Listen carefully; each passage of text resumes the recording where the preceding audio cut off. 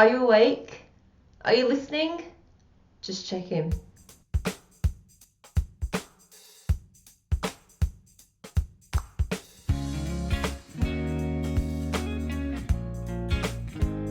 Hi bloggers, welcome back to a BOHTV and another day of the Blogging Basics series. Can you believe we're at the end of the alphabet already?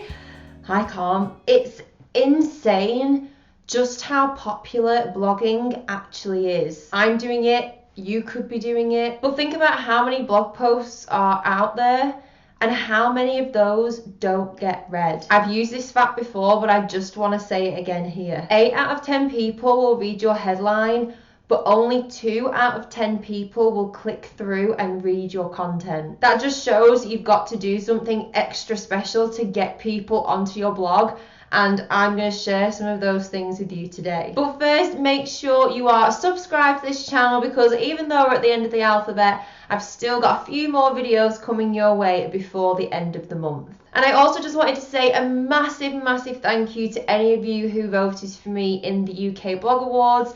I went to the awards ceremony at the weekend and I won, so I am in shock but very pleased, so thank you so much. My first tip is to use the words you and I. Blog posts are all about having a conversation with your reader, and that's why using the words you and I is so important. Even when I make these videos, I say things like, you've got to do something extra special to get people to your blog posts. This is how I'm going to help you today. If they don't feel like you're talking to them, then they're just going to get really bored and leave. When you're actively having a conversation with them, they're more likely to read it and engage with you on and off your blog. Tip number 2, make your paragraphs short. And by short, I mean 5 or 6 lines max. The moment they go over that, your reader will become too overwhelmed and, you guessed it, they'll leave. There are a lot of times when people will leave actually. But people don't want to read large chunks of text. It's like if you look at my website. A lot of my paragraphs are 2 or 3 sentences each, and some are just a few words long. Tip number 3 is to use subheadings. We've spoken about this before, but subheadings really help to break your content down for your reader. Subheadings help your reader understand what your blog post is all about. So if you're not using them, then you're just making life difficult for your readers and you'll likely get fewer people reading your post. So with a subheading, if there's a section in particular that people want to navigate to, they can. And your audience will really appreciate that because you're taking their reading habits into account. Tip number 4, write a conclusion. So many people don't do this, and I honestly think it's the one thing that I repeat to every single blog coaching client I have. A lot of people think they don't need a conclusion, but you do. A conclusion should be in your blog post template. It needs to be there. You're just keeping it really simple, but you're giving a review of what your blog post has been about. It's like saying, okay, this is what you've just learned. A lot of people actually read the conclusion first. It's like when you go and buy a new book, and do you ever do that thing where you read the last few lines on the last page? Or is that just me? Your readers can then decide after reading your conclusion if they want to scroll back up and read your full blog post. It's actually a really popular habit of people. Tip number 5, link everything.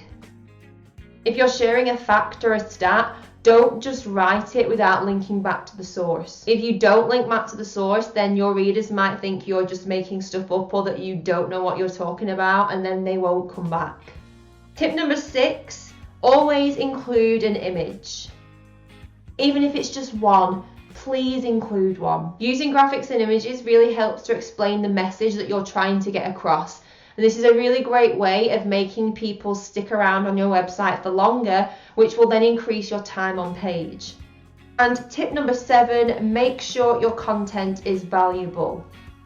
And by this, I mean make sure it's thorough and actionable. You want people to finish reading your article and think, oh, this is great, I'm going to go and do this now, or okay, I'm going to add X to my to-do list so I can try that out. The worst thing is when your headline says it's going to deliver something for your reader and then your blog post doesn't deliver it. I mean, what a waste of time for your reader. And I'm a person that hates wasting time. You're not going to go back to that website if it wastes your time. Even if you implement just one of these tactics, I promise you, your readers won't fall asleep, even if they're really, really tired, okay? So which one of these tips do you think you will implement first? Let me know in the comments, because I always love hearing from you. And if you like this video and want more tips like this, then make sure you join my free resource library, as it's packed full of free content and workbooks to help you boost your online presence. I'll leave a link to that in the description. That's all for today, bloggers. Thank you so much for watching. I really appreciate it. Make sure you subscribe for more blogging basics, and